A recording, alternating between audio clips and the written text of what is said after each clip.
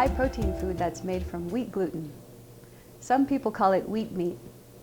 You can buy it at a natural food store or a large grocery store, but you can also make it at home. You'll need a large ceramic or glass bowl, a wooden spoon, and a large stock pot with a lid. For the seitan, use 3 teaspoons of spices, 2 tablespoons of nutritional yeast, 2.5 pounds or 7 to 8 cups of flour, a half a cup of tamari, and we'll use 2.5 cups of water. When we cook the seitan, we'll use another 3 teaspoons of spices. This is vegetable stock, which I will mix with water, another half cup of tamari, and 4 cups of water. Seitan is a great meat replacement. It has a mild taste and absorbs flavors well, but you still need to spice it up when you're making it. This is where you get to be creative. You might want to add garlic, onion, and ginger for an Asian flair, or basil, oregano, sage, and rosemary for something Italian. How about garlic, cumin, cilantro, and hot pepper for Mexican? You'll need 3 to 6 teaspoons of spices, or you could just make it plain. Mix the flour, the yeast, and the spices together. Then add the liquids. It's my half a cup of soy and 2.5 cups of water. When you can't mix it with a spoon anymore, use your hands.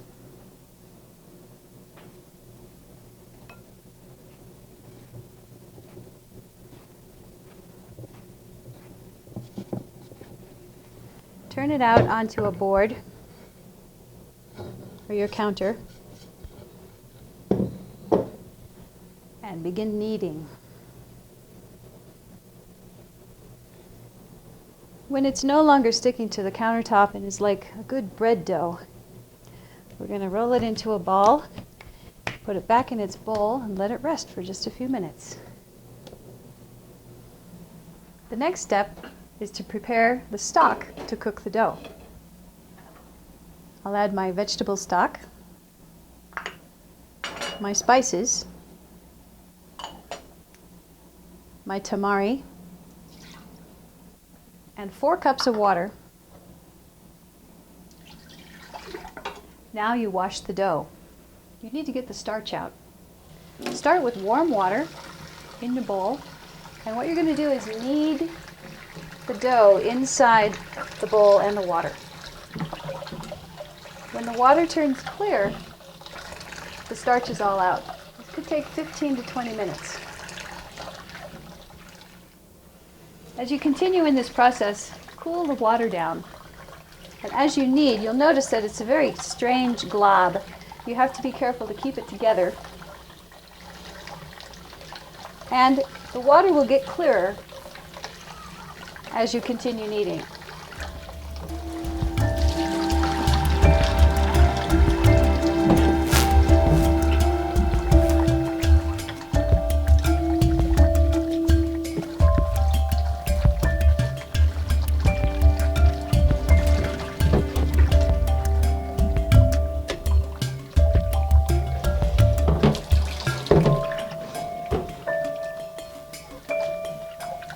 Once the water runs pretty clear, put it into cold water and let it sit for a few minutes to firm it up.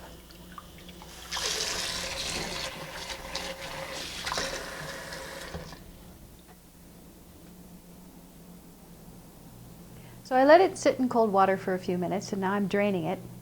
You can cook it whole, you can cut it into pieces, or you can form it into patties. I'm going to cut it into pieces. You notice that it's quite a bit smaller than what we started with, but not to worry, it'll expand when we cook it.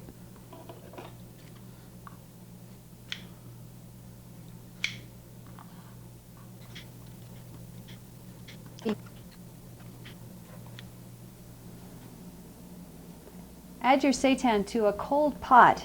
We're going to bring everything to a boil, lower the temperature, put on the lid, simmer it for 45 minutes to an hour. When it's done, turn off the heat and let it cool to room temperature. We now have seitan. I'm letting it drain here in this sieve, but if you'd like a firmer texture, you can continue to press the liquid out with a spoon. This is ready to eat. You could add it to stir fries, pasta dishes. You could simmer it in gravy. You could smother it with tomato sauce or bake it in a casserole, or you could just eat it warm in a sandwich. Store your seitan in the refrigerator with or without its juices for up to a week, or you can freeze it for up to a couple months. You can also use the stock for soup.